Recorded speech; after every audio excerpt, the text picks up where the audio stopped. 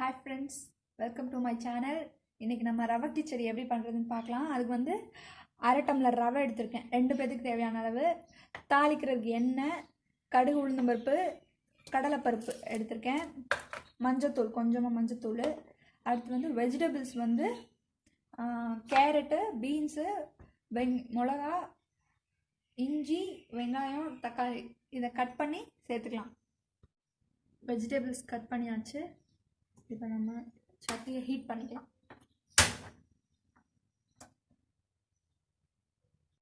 இப்போ நம்ம ரவையை வறுத்துக்கலாம்.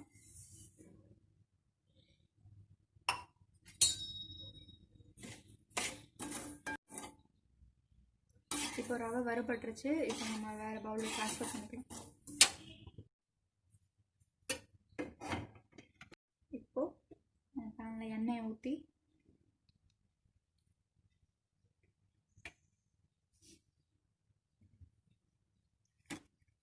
எண்ணெய் காய்ச்சதும்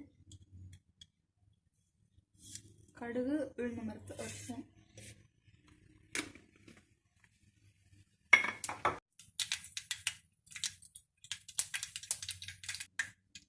இப்போ கடலைப்பருப்பு ஒரு 1.5 ஸ்பூன் மாதிரி,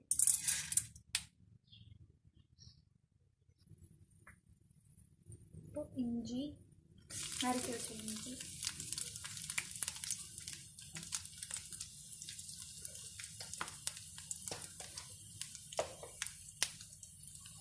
பச்சை மிளகா,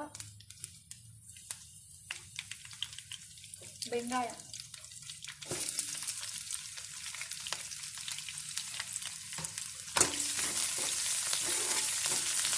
வதக்கிக்கோங்க. வெங்காயம் டிரான்ஸ்பரன்ட் ஸ்டேஜுக்கு வர வரைக்கும் வதக்கிக்கோங்க. இப்போ தக்காளி சேர்த்துடலாம்.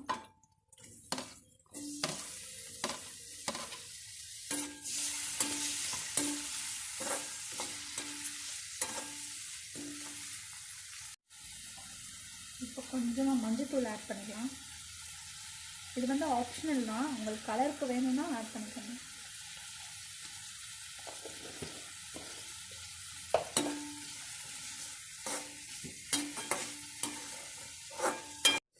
இப்போ வெஜிடபிள்ஸ் கேரட்டையும் பீன்ஸையும் ஆட் பண்ணிக்கலாம்.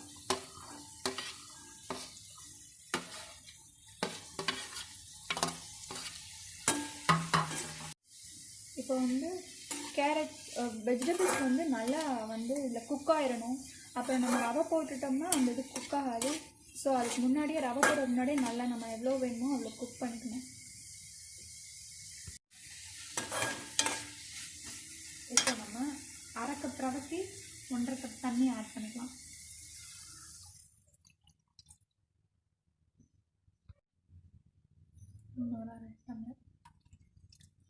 தேவையான அளவு உப்பு போட்டுக்கோங்க.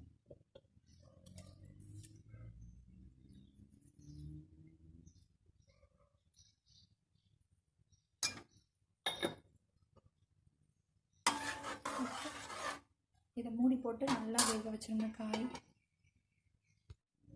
இப்போ வெஜிடபிள்ஸ்லாம் வெந்துருச்சான்னு பார்க்கலாம். நல்லா கொதி வந்துருச்சு, நல்லா வெந்துருச்சு. இந்த ஸ்டேஜில் நம்ம ரவை ஆட் பண்ணிக்கலாம். ரவை வந்து மொத்தமாக போட்டுறாதுங்க, கொஞ்சம் கொஞ்சமாக போட்டு கிண்டிகிட்டே இருங்க.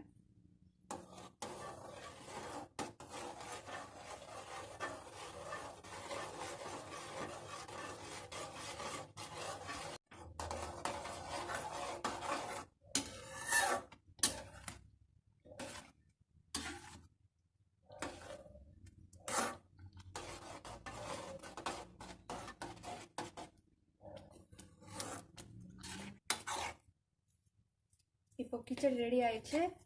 இப்போ அதை நம்ம லாஸ்ட்டாக நெய் ஆட் பண்ணிக்கலாம்.